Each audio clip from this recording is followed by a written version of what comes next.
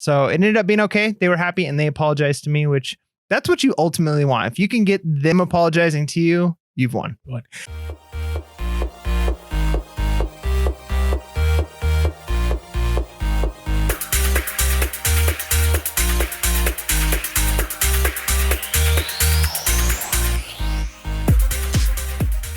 Welcome to Pure Hustle Podcast. I'm Mike. And this is Orlando. And we're here for another YouTube video. This time, we're going to look at 5 ways that we handle customer issues and resolve them. That's right. Yeah. Because sometimes you got customers who are pretty upset, and the last thing you want is negative feedback. And we've covered a lot in previous videos of some extreme examples. And we've done a few book reviews about how to handle those customers that are really, really bad. And get that negotiation. But we want to make sure you walk away with positive feedback and a good experience. So what do you got here? Well, our first one isn't necessarily a negative experience, but it's one of those frustrating ones where you have that send offer button and sometimes a customer will just message you and say, hey, would you be willing to take this amount for free shipping, right? And you're already charging shipping. You already have your price. You could have just, pressed that send offer. And so how do you deal with that? So here's the thing. You want to make sure that you capitalize on that opportunity to make sure that they pay instantly, right? And that there's no issue. So the message I got a week ago was, would you be willing to sell for $50 shipped?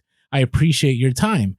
So my quick reply, very simple. I do this every single time I get these kind of messages. I go into my eBay listing.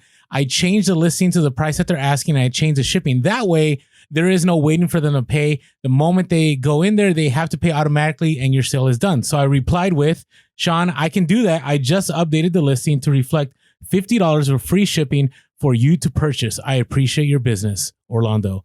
And sure enough, with the second I sent that link, it was paid for, done, and moving forward. So super easy to resolve, but I do this probably multiple times a week. Nice. No, that's a great tip.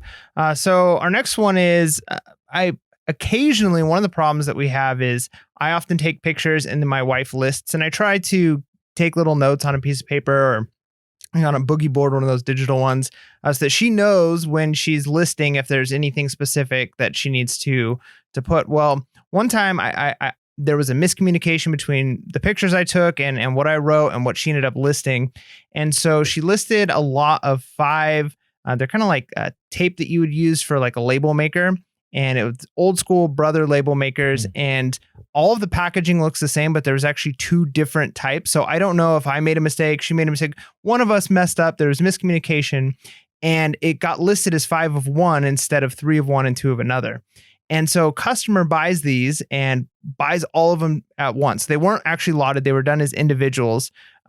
So each one was its own listing, but quantity 5. So this person bought all 5 of them. And then as we were going to ship them out, we realized, there's different sizes here. That's a horrible feeling. It's really bad. So it's one of those things where, okay, we're at fault on this. It was a pretty large sale. And so we had to figure out a way to make this right. So the message that we sent was, good afternoon. I'm so sorry. When I pulled your items to ship, I noticed they got labeled wrong. We have 2 of the 18 millimeter and 4 6 millimeter. I can still ship out the 2 and refund you the $47.02 for the rest, plus eBay will refund any tax. I can also refund your whole order. Just let me know. Right. So we gave them basically 2 options. 1, refund the whole order, or 2, we can give you a partial refund. And by doing that, if they were to say, no, I don't want any of my, if I can't have the 5, then we can do customer request cancellation. And we put a few other things in there to kind of fluff up the message. And then their response was, hi, no problem. I can take the quantity 2 and please refund the rest. Right. We end up with positive feedback. Nobody's upset. Had we have just shipped them out, right, that would have been a nightmare. Which I've done before, but you're playing, a little bit of roulette. Yeah, you got to be careful. So we didn't ship it out. And, the other thing is by giving them 2 options, they're going to either take the partial refund or the whole refund, and you can cancel the order and you don't have to worry about the negative feedback. Yeah. Right. Oh, that's great. So that was how we resolved that. We ended up having, maybe not the happiest customer, but we got positive feedback, and that's what matters. So I appreciate that you said that, because I'm about to say the same thing, but it's going to apply in a different way. You always want to give options, especially if you're the one that fumbled. You want to be able to say, hey, here's option A, option B. And in a way, it gives the buyer, right, the power to make things right. instead of just saying, I'm sorry, I have to cancel. Usually that's not what people want to hear. And so I had something similar, but this is the one that everybody dreads. It's when you sell something and you don't have it. You have no idea where it is. You lost it. I always believe that there's an eBay glitch somewhere where like you sold something and somehow it ends up relisted. So that happened to me. So I had to send out this message. I had some buckles that I sold and I had to message, my sincerest apologies for this. I've gone through my collection and appears that this already sold and it was accidentally listed again, which I 100% do believe that happened. I know it's not the same here, but I can send you one of the 3 in the attached picture plus a $5 refund for the inconvenience, or I can cancel the transaction. Again, my apologies. Please let me know when you get a chance.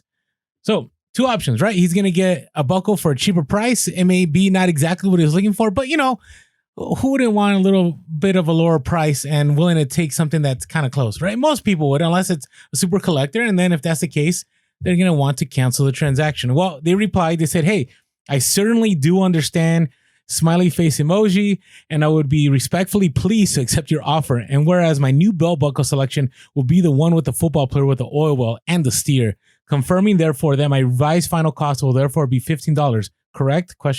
Please advise and confirm. Thank you very much for your courtesy and consideration, Brian.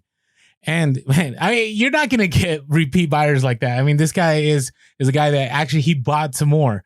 And so always give options, because that in the end is customer service and everybody's winning. Yeah, did you lose $5? But it's way better than having a negative feedback.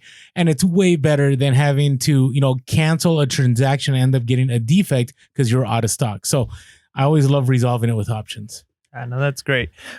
So my next one is actually one I talked about on a podcast, and I had a recent Instagram story about the sale because it was a relatively good sale. So this is a pretty funny story. I sold a set of bookends, some metal bookends. They were like cast iron or solid metal, and the bookends were books. Like they look like books, like open books, kind of like a stack of them. And this is the message I get. Hello, you sent me the wrong item. I ordered cast metal bookends. Instead, I received resin violin bookends. Please let me know if you have the original item. If not, I would like to be refunded in full. And I'm like, oh man. Like, okay, so this is either one, I'm getting scammed because there's no, like, I don't own violin bookends. There's no way I could have. Were they completely different? Yeah, it was a completely different thing. So I have no idea where they could have got that. So here's my response. And I feel like this was relatively good for me. One was, hi, is the picture attached what you received? Because they sent me a picture of these violin bookends and I've never seen these things in my life. So one, I wanted to double check. Okay, is this what you're telling me that what you took a picture of is what you received from me? Their response, yes, it is. My response, okay, I think you might have messaged the wrong person or accidentally bought it from another seller also. The bookends are still in transit and have not been delivered yet according to the tracking. I just wanted to pause you for a moment. So what Mike does really well is he doesn't automatically put guilt on the buyer, right? You said you might have messaged the wrong person, right? Because if you just said you messaged the wrong person, yeah, you give them an out, right? You give them an out. They're in defense mode right away. Right. So sorry, yeah, you got to give them an out. So we could not have sent the violin bookends because we've never had an item like that in our inventory. And then this is how I ended it. I felt this was good. The good news is you will be receiving the bookends that you ordered from us, right? Like. Good. You're going to be receiving them. Like they're on their way. You're going to get them. Good news, right? Like, I don't know what happened with these violin ones, and then this was the response.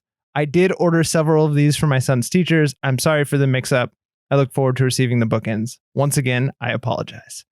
Right. So they recognize they made a mistake. They must have bought several of them and didn't realize like, wait, this isn't what I ordered from this person, and forgot that they had already ordered those from another seller. So I kind of deduced that was probably something along those lines that happened. But I like Orlando said, I didn't immediately put blame, and I turned it into a good thing. Like, just so you know, you're still going to be getting the item you ordered from us. Like, yay, good news. So it ended up being okay. They were happy and they apologized to me, which that's what you ultimately want. If you can get them apologizing to you, you've won. And by the way you message, the way I message, you always got to make sure that through your messages, it's like you're smiling. I know that sounds weird, but it comes across. If you're in a positive attitude, it comes across in your message. If you're automatic, like, I didn't send anything, it's all your fault, that's going to come through. So you got to make sure, you put yourself in that right mindset. All right. So that was good. That was good. I'm glad it all worked out. Well, that's the goal of this video, right? Okay. So this one is the one that I think we've been dealing with a lot, and we're still dealing with this, and it's frustrating. When something is sent and for whatever reason, the post office has it, in a warehouse randomly, and it hasn't been received by your buyer yet. And so I'm sure you're still getting those, right? Every once in a while. So I got one of these recently, right? And the message kind of, is, hey, either you get a case open that says item not received, or you get a message saying, hey, I didn't receive my message. Can I get a refund? So first point of advice is always try to delay, because that item most likely is going to arrive and it's going to be all good. But that buyer at that time is saying, hey, I spent money on this. Am I getting scammed? Where's my item at? So first message I sent was, looks like it's stuck in transit. My apologies. I will follow up with the post office tomorrow and get back to you. And then a couple of days later, I messaged back after I went to the post office and I said, spoke to the post office. They stated the package isn't lost, but backed up due to the storms last week. They said it should arrive in a few days. I know it's not the best of news. If it does show up soon, please let me know. Thank you for your patience. And usually that's okay. And you just want to push it back. If they say, hey, item isn't here yet, then that's when you go to plan B and you give options. Say, hey, we can wait a little bit, or I can refund you. And when tracking shows up, we can discuss this further. But when you do that, though, you put yourself in a place where they actually, once you refund them, it's kind of done, right? You can't get that money back. So that's why I always push delay. And guess what? The item arrived and it made it safely. And, you always get that beautiful message from eBay. We've closed your buyer's request because there's been no further activity since the item was delivered. Any hold on this transaction has been removed. No need to do anything. We just wanted to keep you updated. Well, thank you, eBay, for updating us. Yes, thank you. So hopefully those 5 situations help you in different lights to be able to resolve things and provide that best customer service and to continue in sales. That's right. So with that being said, thanks for tuning in. And as always, make sure to be real, Be relevant, and be reselling. Peace.